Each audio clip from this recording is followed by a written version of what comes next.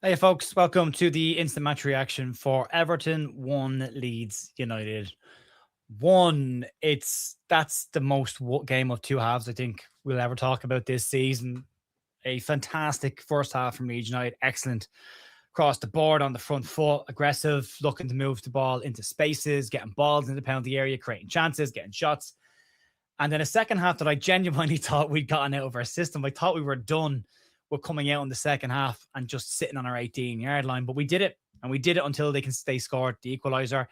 And then the changes came. We'll get into all the different nuances of the game. We'll talk about kind of the conversations before kickoff coming into the match. We'll have a chat about the team news and what we thought was going to happen at that point, and then how it panned out during the game, as well as the overall performance, individual performances, and where it leaves Leeds United now, which there's two ways you can go with this. You can go down the uber negative route and start pointing fingers, or you can go down the slightly more positive route of saying, well, it's a point on the road.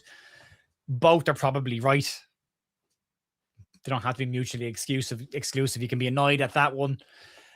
You could also be happy enough with that one, depending on what way you want to look at it. That's your decision. That's up to you to decide how you want to look at that. I'm a little bit pissed the second half, but I was really, really happy with the first half. And it's a 90-minute game, not 45, unfortunately. But there's a lot to talk about. It was, if you go back and look at the team sheet that came out before the game, even before the team sheet, there was a bit of edginess around the place as it was coming into this game, because the sides that were down there around us all picked up points over the weekend. So there was that, and that was hanging around a little bit. We will get your comments, by the way, at the second half of the stream. Not ignoring you. We can chat away in the comments while you're waiting. But yeah, there was a bit of edginess floating around the place because Nottingham Forest have got a win and West Ham have got a win. The reality of the situation is they're always going to pick up points between now and the end of the season. We have to look after our own job. And as the saying goes, 3 points at home, point on the road, and you'll likely be safe. Leeds have managed to pick up another point on the road. We've definitely turned the away form around. But could we have picked up 3 points today? Probably we could have. Yeah, I would feel like that way. The way I've written it down in front of me here, you'd have taken a point before the game, but it feels like 2 points dropped. And I think that's fair, because you're left to have a feeling about something that's ended the way it has. But in saying that, I think an awful lot of it does come from the vibe that was floating around the place. Seeing West Ham and Nottingham Forest get a win, you want Leeds to go and get a win. But for me, this was a must not lose. But it's not necessarily the point, and it's not even necessarily the scoreline. It's the nature of how it happens. I think if you come back late and nick a draw, it's a positive result, and you're talking about it in a much more positive way. When you're as good as we were in the first half and you see the second half performance, probably right to be a little bit annoyed and a little bit miffed at the second half, to put it nicely. But the team she came out. We knew there were going to be some changes. There's talk that Gabby Goodmunson's injury is slightly worse. We'll likely get Daniel Farke's comments after the game. And if I do have time, and if he is speaking to the press before we wrap up, I'll just get them ready just in case he does. I always say we'll do it. I never line it up, but we'll try and line it up tonight, and we'll see how we get on. But if he does come out, we'll have a chat and talk about what Farke talks about. So we'll get that round up ready to go. So yeah, team sheet comes out. Anton Stach comes back in. I thought he was very good in the first half specifically. Did some nice tackles in the second half, but very good in the first half. Okafor was dropped down to the bench, and he went with a 5-3-1-1, which has worked on the road. That more defensive-minded looking midfielder of Stach, Ampadu, and Ilya Gruev. But in the first half, it was very similar to the Newcastle game. It was a very attack-minded performance from Leeds, despite the fact on paper you have a more defensive-minded left-back in James Justin, who I had written down my notes before the game. You're probably lacking some attacking threat without Gabby Goodmunson. Ironically enough, it's James Justin who's the one that gets the goal. I thought he did a very good game. Top to bottom, I thought he did a very, very good game. We'll get into their goal in a few minutes. But yeah, very, very good game from him. And again, we have to kind of talk about this in the first half and the second half perspective, because it's even like, well, who played well? But it depends on what half you look at. I think that's being fair. But yeah, team news. We've seen that system from Leeds before. The key thing was going to be win the midfield battle, be aggressive, get at them, start. They probably started the better of the two sides in the first 5 or 6 minutes. They kind of came out a little bit hotter than Leeds, but Leeds handled that pretty easily and then started just absolutely take over the second half. I think at one point there was 8 shots in a row in the second half, and every single one came from Leeds. And then the second half, before their goal came, then they had 5 shots in a row, which shows you that momentum swing. You can see the momentum graph for those watching down below, and you can look at that second half versus the first half. And there's no doubt the Leeds didn't deal with their system change, their personnel change, and just in general, Leeds just didn't get off the edge or 18-yard line. And there's other bits to get stuck into that in a few minutes' time. First half performance, as I say, I thought it was excellent. I thought we moved the ball really quickly. There was some lovely, nice interchange in passes, one-touch football. There were players looking for the ball when somebody got it. There was plenty of options of runners off them. Players were close to each other to help each other out. And we created chances. Dominic Calvert-Lewin was desperately unlucky not to score when his ball hits the post. There was a bit of a nick off the defender as it fizzed across to him, but it came out of at serious speed. It's not an easy technique to score from that angle, but he smashes it against the post, and he's really unlucky. James Justin gets a good goal. We'll go through the detail of the chances in the first and second half once we go through the kind of overview. But then you look at the second half overall, and as I said, we've seen this second half before by Leeds, and I genuinely thought we'd gotten it out of our system. We just sat on the edge of the 18-yard line. We never got out. And the difference in the first and the second half was, in the first half, you have players looking for the ball when someone tries to break forward with it. Every time Brendan Aronson got on the ball and tried to run forward with it in the first half, he had players going past him left and right and somebody coming short looking for it. In the second half, every time he picked the ball up off our 18-yard line and tried to run with it, he ended up getting surrounded by 3 or 4 Everton players, and there wasn't a Leeds jersey in sight. Completely isolated. And it wasn't just him. Calvert-Lewin as well was being asked to just chase things down alleyways. Leeds just kept kicking the ball away, not necessarily to anybody, but just smashing it clear and then not getting out. So there was plenty of chances for Leeds to get out after 18-yard line if they wanted to, but they didn't. They just parked themselves. And you felt it was coming. The conversation in our chat on the watch along over on buildup.com was make some changes, freshen this up. Players are looking tired. But we didn't get that. The only change that happened was Ilya Gruev off for out Tanaka. And Tanaka's involved in the build-up to their goal, but cross comes in and he gets just ahead of Sebastian Barr now, who had a very decent game up until that point. But it probably takes a little nick off him as well. And Carl Darlow has absolutely no chance with it. Flies in over his head. And it's a disappointing goal to concede. And then the changes all came. You're like, where were they? Like 84th minute, was it? 84th minute Leeds made their main changes. And it was too late. It needed freshening up. Calvert-Lewin was, and when they went to their system with 3 at the back, Leeds should have gone with 2 up top. They should have changed it and put match it up there with Calvert-Lewin. Just at least for a target from the out ball. So it wasn't just being pinged up to Calvert-Lewin with 3 players around them winning their headers. He had somebody else at least there to play off him. You could have argued whether or not they maybe could have come on a little bit earlier for Brendan Aronson. Not that Brendan Aronson had a bad game. I don't think he did. He got caught in possession a lot in the second half. But again, I think that's down to not having people around him looking for the ball. It wasn't just him. James Justin also got caught in a couple of positions like that. And so did Jayden Bogle. So there was a lot of that going on in the second half. But yeah, the subs for me were the error. I think they were reactive today. I think we slipped a little bit back into maybe some old habits. I think we could have been more proactive in that game. I think 20 minutes into that half, when they weren't as in the ascendancy as they were. They were kind of passing it around. Leeds needed to make a change. It was clear as day. And by 70 minutes, you're hoping, come on, let's get more attack in here. Let's get bodies who can bring us forward with the ball and carry the ball. And it didn't happen until afterwards. And then ironically, when the changes are made, Sean Longstaff has a shot, Facundo Buonanotte has a shot after the changes were made, but it was too little too late at that point. Individual wise, again, as I say, it depends on what half you want to look at. I thought Carl Darlow's distribution was decent. A couple of balls he kicked out of play, a couple of balls that went to nobody, but again, he wasn't on his own on that. I thought Barnell was having a decent enough game against Tiano Barry, who he's a big lump of a dumb fella. Holds the ball up well, strong player, and he's in a good run of form right now. Pascal Stroud was very good today, sweeping up at the back. Joe Rodon as well. Bogle, fine. Okay, tough game against Enjoy. Very good player. Tricky player, constantly causing problems, and he was the one for me that we needed to keep as quiet as we could. Did a decent enough job in doing that. Ethan Ampadu, again, thought he was very good. More so in the first half than the second half. Gruev tackles, covering space in the middle was fine. You lose that when you replace him from Tanaka, but the point for replacing him with Tanaka was that Tanaka would get on the ball and Leeds would keep the ball a bit better. And we didn't really change much when we made that change. Not Tanaka's fault. Brendan Aronson, really, really good first half. Thought he was absolutely fantastic in the first half. Eager, busy, running at players, dangerous. But again, he had other players running off of him, which stopped Everton players running around him, making it hard for him. Second half, pretty much told to do it on his own when he got the ball, and he overran it a couple of times and lost possession in areas.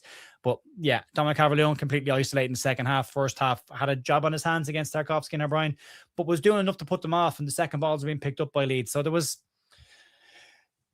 working to a degree. There were players, even James Justin and Jayden Bogle at times, were running beyond Calvert-Lewin to try and get on second balls. If he wasn't winning the header Calvert-Lewin, he was trying to do enough to put off the 2 centre-backs. But in the second half, that's the first half. In the second half, We sat off. The midfield sat off. We didn't get close enough to their midfielders to put them under pressure. We sat too deep.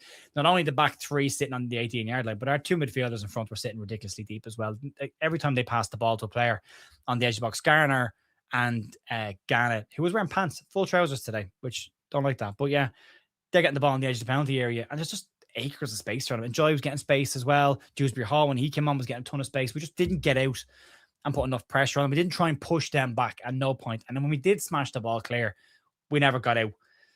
And it just invited the pressure back on top of us. And the goal was always going to come, and it did come. And it was unfortunate that it happened. Then Leeds make the change. But from an overall perspective, where does it leave us? As I say, going into this game, you probably would have said a point in a row is not a bad result. You'll take a draw. But the manner of it, it feels like we've dropped 2 points. But it is still a point gained, regardless of how we want to script it. It keeps us 6 points above West Ham, which means they still have to win 2 games and we have to lose 2. Now, that could be one of them could be next week against Arsenal, but hopefully it won't be back at Ellen Road. And then you've got Nottingham Forest after that, which becomes a really, really important game for Leeds to win. That's the one to win for me at home against Forest. Stops their little run as well. A huge one for us there. And you're a point above Forest as it is right now. So you open the gap there, depending on how the results go. They don't have great, easy games coming. And they're going to have tougher games coming up as well, both those sides. They're going to win games. We're going to lose games. It's going to happen that way. That gap at the bottom is probably going to get a bit smaller before it gets any bigger. Leeds have a very important final 6 games of the season, which could dictate an awful lot. We probably now need 5 wins.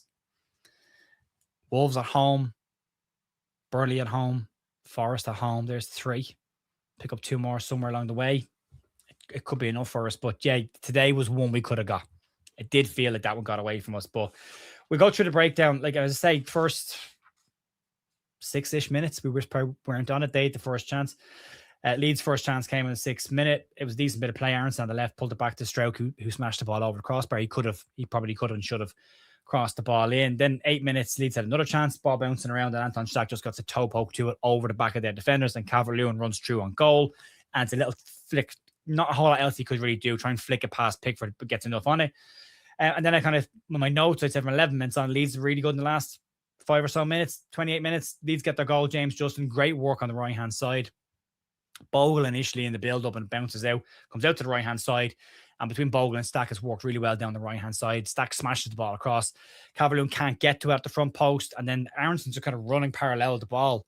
You're screaming at him to get out of the way so he doesn't block James Justin, and Justin comes in and smashes it. It's a great goal by him. 33 minutes, Leeds then hit the post. Brendan Aronson again breaks with the ball, runs forward, slips it into Jayden Bogle. His low cross comes across the box. It takes a little nick before it gets to Dominic Calvert-Lewin, who smashes it again. I thought he'd scored. I'd celebrated like he had scored, but he smashes the post. 37 minutes then, Leeds had another shot. Aronson again carrying the ball forward, pass into Justin, a little flick over him, which was a lovely flick. Cuts inside, and then the shots, a low shot, and it's pretty easy. And then Everton the chance in the 44th minute. Joe Rodon passing the ball, giving it away, and Garner gets in behind, has shoots into the empty net, the side net. Sorry, but yeah, in the first half there was lots of positives. We were really good in attack. We broke quickly. We got bodies around the box. We were dangerous. We were aggressive. We were positive with everything that we did.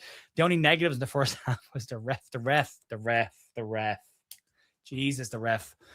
Yeah, Brendan Aronson gets flattened in the first half, should be a yellow card, doesn't even get a free kick. Pascal Stroke gets taken out in the second half after getting to a ball first. No yellow card, no free kick. Calvert-Lewin has been dragged to the ground 4 or 5 times, no free kick, no cards. And then Leeds pick up yellow cards for stopping and restarting of a game, which really irritates you quite a lot. Ref didn't have a great game, Simon Hooper. I think he just wanted to get out of there, if I'm being honest. Didn't look like he wanted to be there on a Monday night. And then the second half was just poor. You can see it in the momentum graph. Didn't come out. First shot is in the 54th minute. Sorry, the first note that I made is the 51st minute. Slow start by Leeds. All Everton. They've changed system. Leeds haven't dealt with it too well right now.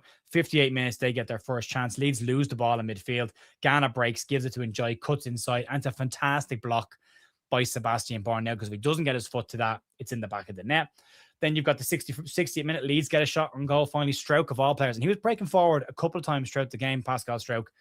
And he plays the ball into DCL, cuts inside. He gets kind of pushed away. Ball breaks, comes back to Anton Stack, and he shoots low, and Jordan Pickford makes an easy save. 62 minutes then, Everton have another chance. Ball into Barry. He turns, comes in, and then flicks it with the outside of his right boot. And it's a fantastic save by Carl Darlow. I mean, Andy Hinchcliffe on commentary was saying it's a good save by the keeper, but he should be saying that he's full length and he's half obscured when he hits it. It's a very good save by Carl Darlow. 75th minute, they get their goal, but it was coming. I mean, again, you can see it on the momentum graph. It's all Everton. Leeds are doing nothing up until that point. And it's a Barry goal. Ball goes down the left-hand side. Tanaka probably should do better in the middle of the park beforehand.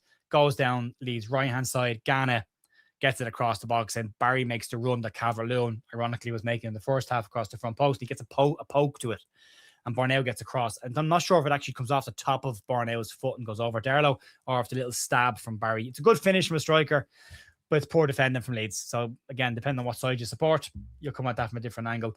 77th minute, Everton hit the crossbar. Then Leeds were all over the place at this point, and it's Enjoy again, cuts inside, ball bounces around, comes back to Ghana, inside of the foot, and it hits the crossbar. And yeah, 79 minutes around, Leeds are still shaky. There's no one looking for the ball. Leeds are just kicking it away. There's no support for players when they get the ball. They're just sitting back and passing it away. Leeds are not getting around to the players when we're in possession, and we're not winning the second balls, which is all the stuff we were doing really well in the first half. 84th minute, Daniel Farke makes the bulk of the changes. Then Longstaff, Buenanote, and Okafor come on for Stack, Aronson, and Bourne. Now change to a 4-3-3. And yeah, we get a chance. 87th minute, Okafor brings it down, runs forward, plays in Longstaff, who lets it run across him. I think he's trying to pick his spot. And he smashes it over the crossbar. Probably could do it taking a touch or pushing it out, going to meet the ball and pushing it into the penalty area. But Notte has a half a chance then as well towards the end of it. But like, it's 71% possession by the end of the second half. And you can see the graph over on the far side. By the end of the game, Leeds at 42% possession. But like in the last 10 minutes, sorry, the first 25 minutes of the second half, they had 71% possession. But the XG on it would suggest that Leeds got around about what they deserve, but it would suggest that we had kept them to very, very little. I mean, if you keep it to a 0, you're talking about a really strong defensive performance by Leeds. If you keep it to a 0, but we didn't keep it to a 0, so you're talking about throwing it away. But there were positives from the defensive perspective. I mean, we did limit them to an awful lot for the amount of possession they had, for the amount of shots that they had. They had 10 shots in the whole game with 14. I think we had 10 in the first half. So we had limited them to an awful lot, but you've got to play both sides of the game. You can't just sit on the edge of the penalty area. Hopefully Farke talks about that, and he just says like, we shouldn't have done that because we shouldn't have. And maybe the changes should have come a little bit earlier, but we've said it to death this year. We've said it to death. You can't do it. You can't sit back. You've got to try and show some attacking threat. You've got to keep them on their feet, on their toes. You've got to keep them wondering about what's going on. You've got to kind of them settle into a pattern. Paul's saying there, frustration, but a good point. It's a point. Again, it's the context, isn't it? Before the game, probably a good point. You take a point. After the game, probably should have been 3. But that's the way it is. Unfortunately, look, it is what it is. But we've got a point in a row. It keeps us, as I say, 6 points with a better goal difference away from West Ham. They won't be happy that we got something today. They'll be pretty pissed off with that one as well. Forest are in a good run of form, but they've got some games coming up as well in the next couple of weeks. So they're at home to Crystal Palace. Then they've got us away, and they're home to Wolverhampton Wanderers, and then they're home to Liverpool. The tougher games will come for all these. As I say, that gap will probably get smaller at the bottom before it gets bigger. But just keep chipping away and doing our points. 7 wins at the moment, 4 at home. If you look at our 6 wins and 8 draws. If you look at our away record in our last away games, we have drawn 4 and lost 1, which is far better than it was in the start of the season. Still not the best, but it's not the worst by any stretch of the imagination. Home form is where we're going to pick up most of our points, and we need to get those wins. So yeah, we've got a much better home record. We haven't lost at home in our last 5. So yeah, take the point, roll on. It's not great. It's not perfect. We could throw our toys out of pram with this one, or we could just settle for the point and move on. That's what we have to do. Just take the point, move on. We see how we get on. We have a big weekend ahead of us against Arsenal, and then you've got Nottingham Forest, which is the big one for me, and we'll have to see how that one goes. Folks, just a massive thanks to everyone for watching the channel, for supporting us, for watching the news, the watch-alongs and commenting. Again, as I always say, whether we agree or disagree, I appreciate you coming and spending time watching the content. We will wrap it up there, and this will be available on audio as well. And I'll see you tomorrow morning for the Leeds news. We'll probably get the reaction. There's no comments from Daniel Farke yet. So, I'll get them out to you tomorrow morning when we've got some detail on that. Enjoy the rest of your evening. Thanks for watching. I'll see you soon. Bye.